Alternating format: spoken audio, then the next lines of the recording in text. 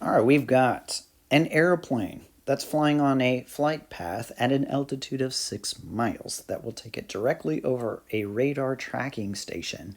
If the distance from the plane to the tracking station is decreasing at a rate of 400 miles per hour, when that distance is 10 miles, what is the speed of the plane? So, very, very nice.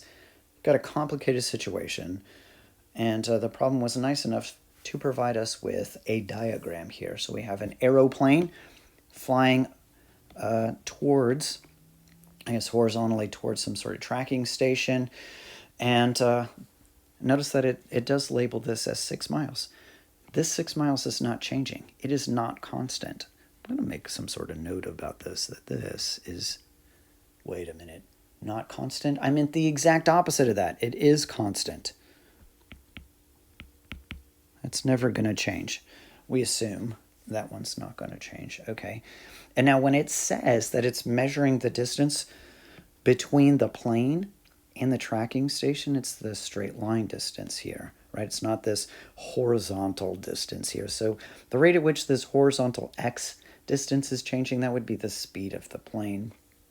If we took the distance or the sign or the direction into account, it would be the velocity of the plane. Okay, so notice that it has two of these variables labeled. It had an x for this horizontal distance, and it has an s for the, I guess, that doesn't even make sense. Why did they use s? Whatever, we'll just go with it. Okay, so we got us some sort of picture, and oh yeah, it did say that this distance is decreasing. Well, does this make sense?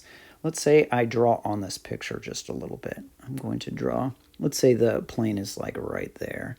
And then whenever I draw its distance to the tracking station, can we see how that distance there is smaller than this distance, right? It's going to shrink and shrink and shrink until it reaches 6 miles, right? That would be the smallest that distance could possibly be. And then beyond that, it's going to start increasing again. Okay, all right. So we've made sense of the situation. We skillfully drew a picture of the situation, and let's list out all of the stuff that we have. Let's see. We have a altitude or a height of 6 miles. This is important to know. Unlike some of the other quantities that we've dealt with so far, this one goes in beforehand. The 6 miles, this is a constant height, is equal to 6 miles. Never going to change. And if the distance from the plane to the tracking station is decreasing at a rate of 400 miles per hour. In our picture here, that's the s. So we're going to write a ds. It's a rate. ds dt. And it says it's decreasing, so I need to throw a negative sign in there. Decreasing at a rate of 400 miles per hour. Me. I guess I just write that as mph. That's how my card does it. When that distance is 10 miles. When that distance, that's the s, right? S is equal to 10 miles. I got, let me make some sort of note here. This is constant. It's going to go in before differentiating. This one is at a particular instant. This one goes in after differentiating. Very important. What is the speed of the plane? So we're looking for speed of the plane. So speed, how do I do the speed? Speed is the absolute value of the velocity. Try spelling that word again. Velocity. There we go. So we just ignore the sign, and the velocity is this change in distance over change in time. So it's flying. It's flying to the left.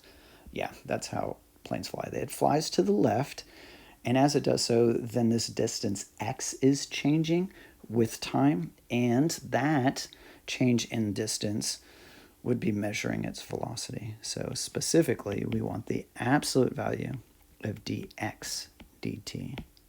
Boop. Now, we're not going to like include the absolute value in our little equation. Instead, we're just going to find dx dt, and then when we're all done, we'll take the absolute value. It's far easier to do it that way. All right, then. I got all the numbers accounted for.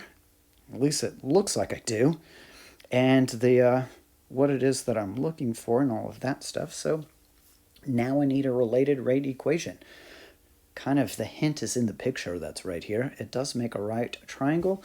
I have one side given to me, and then we have two other sides which are changing. What is the equation that relates the side lengths in a right triangle? The Pythagorean theorem. So we're going to do an a squared plus b squared is equal to c squared kind of deal, where specifically we have 6 in for one side, and then we have x in for the other leg, and then our hypotenuse there is s. So we have, writing with a laser again, s squared is equal to 6 squared plus x squared. There it is, just like that. Now let's take its derivative with respect to time. Do I have everything? I think I do. If I don't, I'm about to find out, aren't I?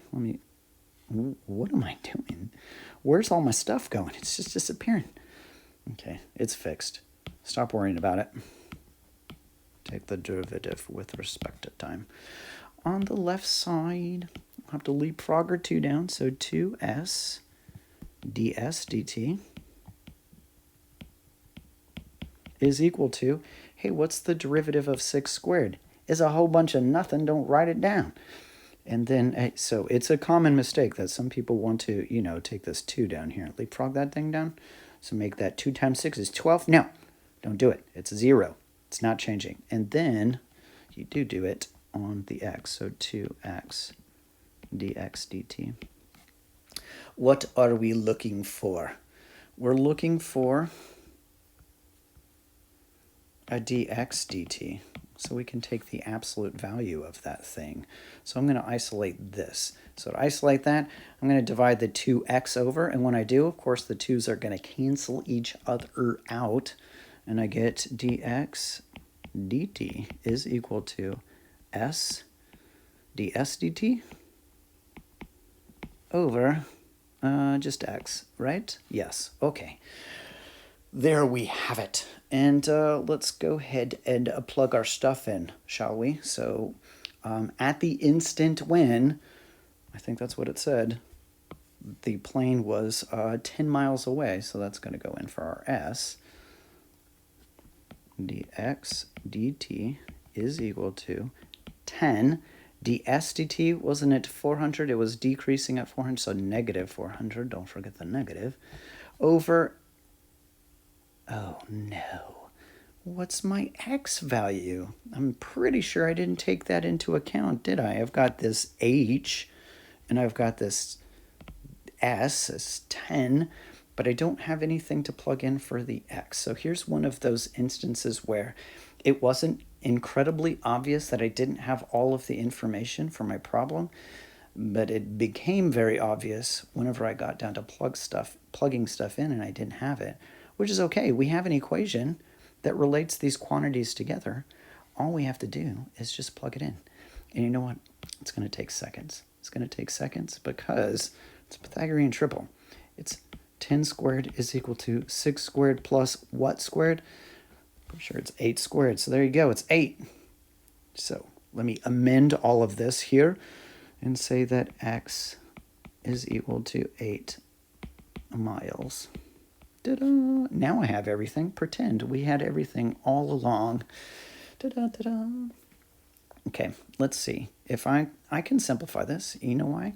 Because 8 goes into 40, right? 5 times, so 8 goes into 400. 50 times, don't forget the negative. So it's 10 times negative 50, which is a negative 500. Aha! But we want the absolute value because it's speed, which does not take into consideration the negative value of this thing. So we have a speed dx dt, which is the speed